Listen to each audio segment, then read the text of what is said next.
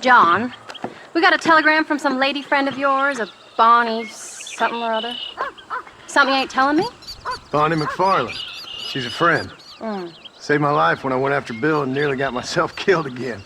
Oh, now you two's in the habit of sending each other letters. How very nice. It weren't nothing like that. What's it say? I don't know. I can't... Well, you know I can't read. Give it here.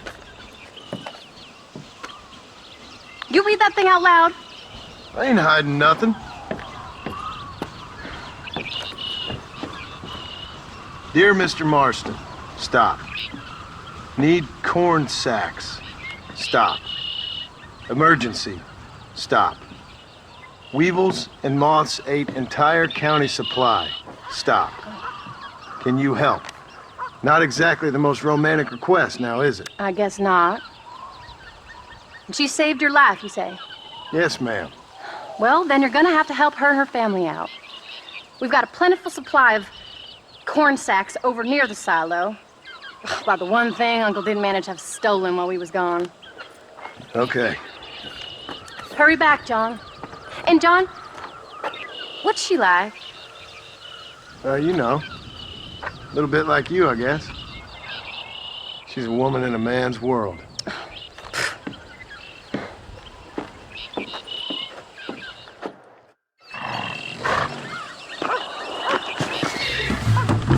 John, wait! Maybe I should meet this McFarlane woman. Well, come on then. Let's get going.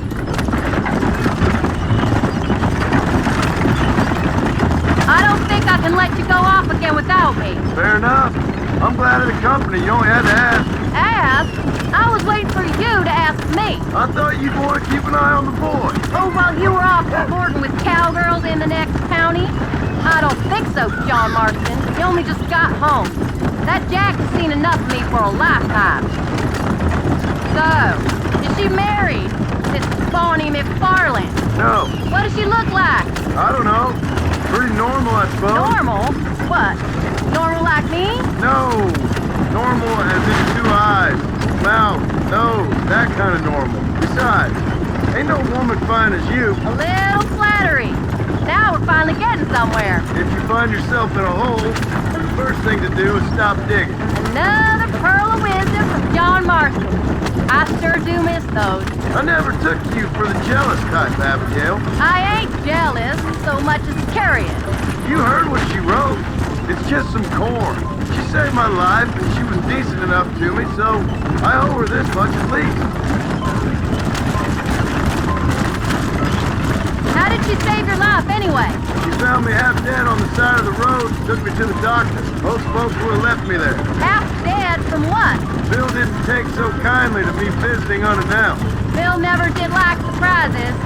How was he? Same as he was when we left. Angry and dumb. Taking his revenge out on the world. People down there was really scared of him. Of Bill? You gotta be kidding me. He was only frightening if he was afraid of dumb fools. Bill weren't so bad, but when Dutch went crazy, Bill took it hard. For a while, we all thought we'd found something right. Better way to live, but it was just a lie. So you saw it before they did. Maybe. But they was still kind of a family. A family that left you for dead. You knew the truth, John, and they hated you for it. Where did they take you? Who? Those government bastards. Where did they hold you and Jack? I ain't sure. They kept their eyes covered there and back. Can't have been too far from here, though. They treat you right? It ain't the first time I've had a gun to my head, John. You're forgetting your marriage proposal. Very fun. No, they learned pretty quick what would happen if they laid a finger on me.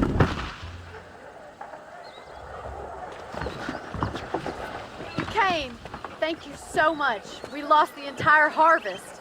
Miss McFarlane, I'd like you to meet my wife, Abigail. Oh, ain't you quite the gentleman all of a sudden? It's a pleasure to meet you, Mrs. Marston. Likewise. Thank you for saving my husband's life, and for teaching the miserable goat some manners, among other things. I didn't teach him anything.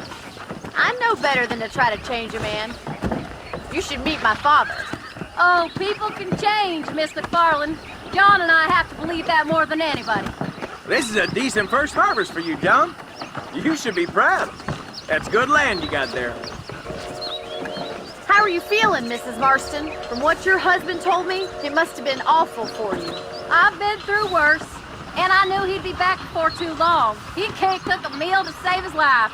Abigail, in my darkest hours, when I was most homesick, just the thought of one of your rat meat stews kept me pushing forward. Well, about as amusing as a weeping saddle sore, ain't he, Mr. Farland? You're gonna start yammering about women's work, John.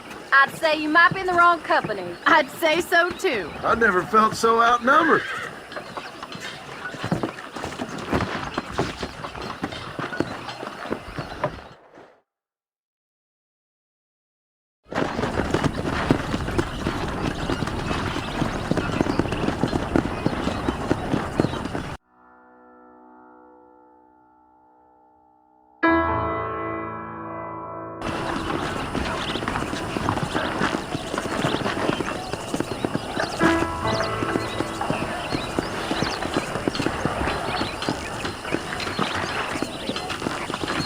Ma'am?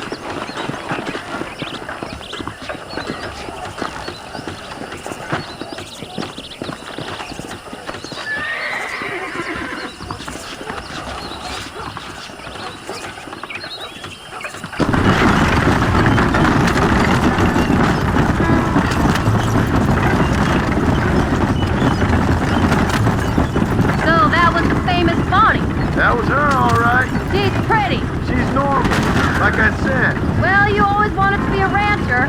I'd have thought she'd be just your thing. The perfect rancher's wife, if I ever saw one. I already got a rancher's wife. I'm only teasing. I like her, and I'm glad she saved your life. Most of the time, anyways. The McFarlands are good people. She did blush redder than a shepherd's sunset when she saw you, though. I have that effect on women. You've clearly had one too many blows to the head. You ain't wrong about that, Mrs. Marston. That's quite a ranch they got there. That'll be us someday. As soon as we get back on our feet. I don't know, John. How many times can we start again?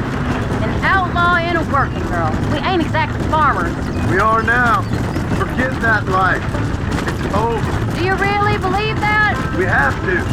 It's the only way we'll ever have a future. The life we led, that doesn't go away. It's never over. You think those government men are just gonna leave us alone now? The old gang's dead. I did what they asked. And that's it? The life of crime forgiven? We're back together, ain't we? Until they decide you owe them something else. Sometimes I think I was the stupid one for believing I could get out. Maybe Dutch, Bill, and Javier were just being honest with themselves. You ain't perfect, John, and I sure ain't. But you're better than they are, than they were. Maybe we can't change. But we gotta try, for Jack's sake. Even if we have to start again 100 times. It's better than going back to what we were. How's Jack doing? Angry, upset. He's been through a lot. I hope he's gonna be alright. It's gonna take time. For a while, his world was safe. Normal, even. Then it got turned upside down again. He ain't saying much about it. I've tried to talk to him, but how do you explain any of this? What do you say when he asks about Uncle Bill and Uncle Dutch? They were his family when he was a little boy. Where are you going? This isn't the way home. He hides away in those books of his. Wouldn't you? It ain't like the real world's done him many favors. He's just been kidnapped. He grew up with the gang. That's no life for a boy. We did our best to protect him. Come on, John. He saw things no boy should see. Well, now we got a chance to make it right.